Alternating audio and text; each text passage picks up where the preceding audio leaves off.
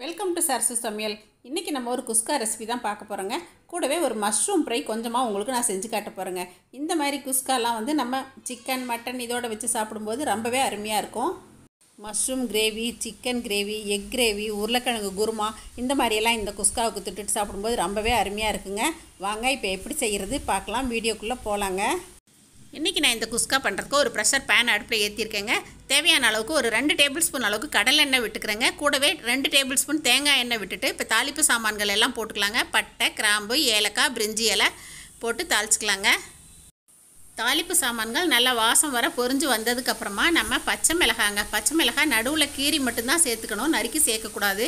ஒரு 2-3 மட்டுமே நான் சேர்த்துருக்கேங்க. பச்சை மிளகாய் சேர்த்துட்டு கொஞ்சம் தள்ளி நின்றுக்கோங்க. பச்சை மிளகாய் மட்டும் சேர்க்கும்போது வெடிக்கும். இப்போ இது கொஞ்சம் பொரிஞ்ச உடனே அதுக்கப்புறமா பெரிய வெங்காயம் சேர்த்துக்கலாங்க. பெரிய வெங்காயம் நான் இன்றைக்கி 3 வெங்காயம் நறுக்கி இந்த மாதிரி சேர்த்துருக்கேங்க. நீட்டமாக நறுக்கி சேர்த்துக்கணும். பெரிய வெங்காயம் ஓரளவுக்கு கண்ணாடி பதம் வதங்கினா போதுங்க, ரொம்ப வதங்க வேண்டாம், கலர் மாறிடக்கூடாது. இப்போ கொத்தமல்லி, புதினா எல்லாம் சேர்த்துக்கிட்டேங்க. இப்போ இன்றைக்கி செய்கிற ரைஸ்க்கு தேவையான அளவுக்கு நம்ம இஞ்சி பூண்டு பேஸ்ட்டு சேர்த்துக்கலாங்க. இப்போ இந்த இஞ்சி பூண்டு பேஸ்ட்டையும் கொஞ்சம் நல்லா வதக்கிக்கணும். பச்சை வாசம் போயிடணுங்க. அதனால் 1 நிமிஷம் அடுப்பை வந்து குறைச்சி வச்சு நல்லா வதக்கிடுங்க. இப்போ நான் 1 மூடி தேங்காய் துருவிட்டு அதில் பால் எடுத்து வச்சுருக்கேங்க. இப்போ அதை சேர்த்துட்றேன். இந்த தேங்காய் பால் வந்து 2 டம்ளர் அளவுக்கு எனக்கு கணக்கு வருதுங்க. கூடவே இன்னும் 2 டம்ளர் அளவுக்கு நான் தண்ணி விட்டுக்கிறேன். நான் அரிசி 2 டம்ளர் சேர்க்குறேன். அதனால் வந்து 4 டம்ளர் அளவுக்கு கணக்கு பண்ணி இது ரெண்டையும் சேர்த்துட்டு இப்போ உப்பு சேர்த்துட்டேங்க. இப்போ இது கொஞ்சம் கொதித்து வரட்டுங்க, அரிசி போடலாம். இன்றைக்கி செய்கிற ரைஸ்க்கு நான் பாசுமதி ரைஸ் தான் எடுத்திருக்கேங்க. இது ஒரு 1/4 மணி நேரம் போல் ஊற வச்சுட்டு நல்லா களைஞ்சி தண்ணியை வடித்து எடுத்து வச்சுட்டேங்க. பாருங்கள், இப்போ தேங்காய் பாலும் தண்ணியுமா விட்டது, நல்லா கொதி வர ஆரம்பிச்சிருச்சு. இந்த ஸ்டேஜில் நம்ம பாசுமதி ரைஸ் சேர்த்துடலாங்க. இந்த மாதிரியே அரிசி எல்லாத்தையுமா சேர்த்ததுக்கப்புறம் கரண்டியால் நல்லா கலந்து விட்டுருங்க. மிதமான தீயிலே வச்சுக்கோங்க, அடுப்பை ரொம்ப தூண்டி விட வேண்டாம். இப்போ இதே மிதமான தீயில் வச்சு நம்ம ஒரு மூடி போட்டுடலாங்க. மூடி போட்டு வெயிட்டெல்லாம் போட வேண்டாம், ஒரு 5 நிமிஷம் கழித்து பார்க்கலாங்க. பாருங்கள், ஒரு ஆவியில் வேகும் அப்படின்னு சொல்லுவாங்கள்ல, பாருங்கள் 5 நிமிஷத்தில் வந்து இந்தளவுக்கு தண்ணியெல்லாம் வற்றி அரிசியும் தண்ணியுமா இந்தளவுக்கு ஒன்று சேர்ந்துருக்கு. இந்த மாதிரி குழகுழா பக்குவம் இருக்கும்போதே நம்ம வந்து நெய் ஊற்றிட்டு தம் போட்டுடலாங்க. நான் வந்து சவுண்டு விட மாட்டேன். இந்த மாதிரி தான் நான் எப்பயுமே தேங்காய் பால் சாதம்லாம் செய்வேன், ரொம்ப நல்லாயிருக்கும். இந்த மாதிரி நம்ம நல்லா பெரட்டி விட்டு ஒரே சமமாக பரவி விட்டு நெய்யெல்லாம் போட்டு எல்லாம் பண்ணுறதுக்குள்ளே மறுபடியும் 1 நிமிஷங்கள் ஆயிருங்க. அதுக்குள்ளே வந்து அந்த தண்ணியும் அரிசியுமா நல்லா சேர்ந்துடும். இப்போ நான் 3 டீஸ்பூன் அளவுக்கு நெய் விட்டுக்கிட்டேங்க. நெய் வந்து ஓரளவுக்கு போட்டால் தான் இந்த ரைஸ் வந்து ரொம்ப டேஸ்ட்டாக இருக்கும். பாருங்கள், இப்போ அரிசியும் தண்ணியுமா சேர்ந்து இந்த மாதிரி ஒரு பக்குவம் இருக்குது. இப்போ நம்ம குக்கரை மூடிக்கலாங்க. பாருங்கள், இந்த அளவுக்கு இருக்கணும். இந்த நெய் போட்டு இதெல்லாம் பண்ணும்போது அடுப்பை நம்ம நல்லா குறைச்சி தான் வச்சுருக்கோம். அதே மாதிரியே லோ ஃப்ளேம்லேயே இப்போ வச்சிடணுங்க மூடி போடும்போதும். இப்போ மூடி போட்டு வெயிட் போட்டாச்சுங்க. ஒரு 1/4 மணி நேரம் இப்படியே சிம்லேயே வச்சிடணும். அதுக்கப்புறம் நம்ம அடுப்பை ஆஃப் பண்ணிக்கலாங்க. இப்போ 1/4 மணி நேரம் ஆயிடுச்சு. இப்போ அடுப்பை ஆஃப் பண்ணியாச்சு. உடனே நம்ம ஓப்பன் பண்ணக்கூடாது, ஒரு 10 நிமிஷம் 1/4 மணி நேரம் பொறுத்து தான் ஓப்பன் பண்ணோம். அதுக்குள்ளே கொஞ்சம் தயிர் பச்சடி ரெடி பண்ணிடலாங்க. இப்போ நான் பெரிய வெங்காயம் குட்டி குட்டியாக நறுக்கி வச்சுட்டு தயிரில் கலந்து உப்பு சேர்த்து இப்போ தயிர் பச்சடியும் இதுக்கு ரெடி பண்ணிட்டேங்க. இப்போ நம்ம அடுப்பை ஆஃப் பண்ணி 1/4 மணி நேரம் ஆகிடுச்சுங்க. ஓப்பன் பண்ணி பார்த்துடலாம். பாருங்கள், அப்படியே மூடியை திறக்கும் போதே வாசம் ஜம்முன்னு வருதுங்க, பிரியாணி வாசம் வரும். இந்த மாதிரி பாருங்கள், நல்லா உதிராக இருக்குது பாருங்களேன். கொஞ்சம் கூட அடியே பிடிக்காது, நல்லா பொலன்னு உதிராக வருங்க. நான் வந்து 1 பங்குக்கு 2 பங்கு தண்ணி வச்சேன். நீங்கள் சவுண்டு விடுற மாதிரி இருந்துச்சு அப்படின்னா இன்னும் கொஞ்சம் குறைச்சி கூட வச்சுக்கோங்க. அதே மாதிரி அரிசி பழைய அரிசியாக இருந்துச்சு அப்படின்னா நீங்கள் வந்து 2 பங்கு தண்ணி தாராளமாக வைக்கலாங்க. பாருங்கள், கொஞ்சம் கூட ஒட்டவே இல்லை. குக்கரில் கீழேயும் காட்டுறேன் பாருங்கள் உங்களுக்கு.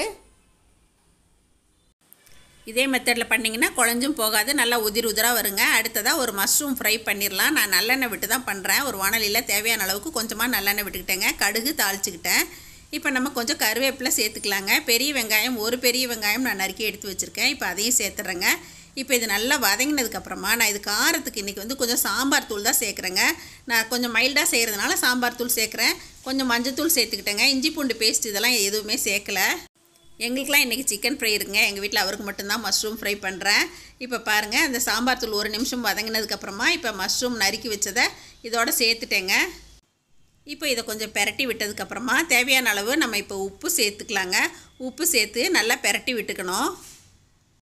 இப்போ நல்லா பெரட்டி விட்டதுக்கப்புறமா ஒரு மூடி போட்டுடலாங்க. ஒரு 2-3 நிமிஷம் அப்படியே விட்டுறலாம். அதுக்கப்புறம் பார்த்தோம் அப்படின்னா அதிலேருந்தே கொஞ்சம் தண்ணி விட்டு வந்திருக்கும். காளான் வேகிறதுக்கு இந்த தண்ணியே போதுமானதுங்க. தண்ணியெல்லாம் எதுவுமே ஊற்ற வேண்டாம். பாருங்கள், எவ்வளோ தண்ணி விட்டு வந்திருக்கு பாருங்களேன்.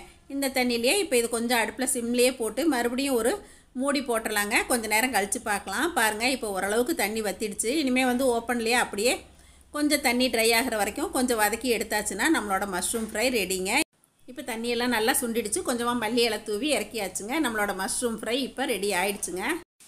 இன்றைக்கி எங்கள் வீட்டில் இந்த குஸ்காவுக்கு சிக்கன் கிரேவி பண்ணேங்க, தயிர் பச்சடி பண்ணேன். அதே மாதிரி எங்கள் வீட்டில் அவர் வந்து நான்வெஜ் சாப்பிட மாட்டார். அதனால் மஷ்ரூம் ஃப்ரை கொஞ்சம் பண்ணிவிட்டு மஷ்ரூம் குழம்பு பண்ணிட்டேங்க.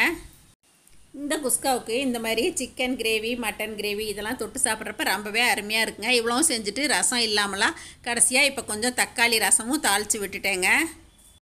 சமையல் எல்லாம் முடிஞ்சு டேபிளுக்கு வந்தாச்சுங்க. இந்த மாதிரியெல்லாம் செய்யும்போது இலையில சாப்பிட்ணுன்னு ஆசையாக இருக்கும். அதனால தான் நான் இலை வாங்கிட்டு வந்து வச்சுருக்கேங்க. ரசம் ரெடியாக இருக்குது பாருங்கள், மஷ்ரூம் குழம்பு ரெடியாக இருக்குது, மஷ்ரூம் ஃப்ரை ரெடியாக இருக்குது. எங்கள் எல்லாருக்கும் சிக்கன் கிரேவியும் இப்போ ரெடியாக இருக்குங்க. அதே மாதிரி சைடில் கொஞ்சமாக இந்த மாதிரி ஆனியன் ரைத்தா போட்டுக்கிட்டாலும் ரொம்ப நல்லாயிருக்கும். இப்போ தேங்காய் பால் சாதம், ஒயிட் ரைஸு எல்லாமே ரெடிங்க. சளி பிடிச்ச வாய்க்கு கொஞ்சம் சுருக்குன்னு சாப்பிட்ணும் போல் இருந்துச்சு. அதனால் சிக்கன் கிரேவி வச்சுட்டு இந்த மாதிரி சமையல் பண்ணிட்டேங்க. இந்த சிக்கன் கிரேவி வறுத்து அரைச்சி பண்ணதுனால டேஸ்ட் ரொம்பவே அருமையாக இருந்துச்சுங்க. நான்வெஜ் பிரியர்களுக்காக கண்டிப்பாக இன்னொரு நாள் செய்யும்போது நான் உங்களுக்கு அதை வீடியோவாக எடுத்து கொடுக்குறேங்க. இந்த வீடியோ உங்கள் எல்லாருக்கும் ரொம்ப பிடிச்சிருக்குன்னு நினைக்கிறேங்க. இதை பார்த்துட்டு எப்பயும் போல் உங்களோட ஃபீட்பேக் சொல்லுங்கள், ஷேர் பண்ணுங்கள், சப்ஸ்கிரைப் பண்ணுங்கள். தேங்க்யூ. சரசு சமையல் பாருங்கள், சமையல் நல்லா பண்ணுங்கள். சரசு ஃபுட் ப்ராடக்ட்ஸ் பொடி வகைகள் தேவைப்படுறவங்க இங்கே கொடுத்துருக்க வாட்ஸ்அப் நம்பரில் காலை 10 மணி முதல் இரவு 7 மணி வரைக்கும் எங்களை காண்டாக்ட் பண்ணலாங்க. இதோட பருப்பு பொடி, எள்ளு பொடி, இன்ஸ்டன்ட் அடை மிக்ஸ் எல்லாமே தயாரிக்கிறேங்க. தேவைப்படுறவங்க காண்டாக்ட் பண்ணுங்கள். தேங்க்யூ.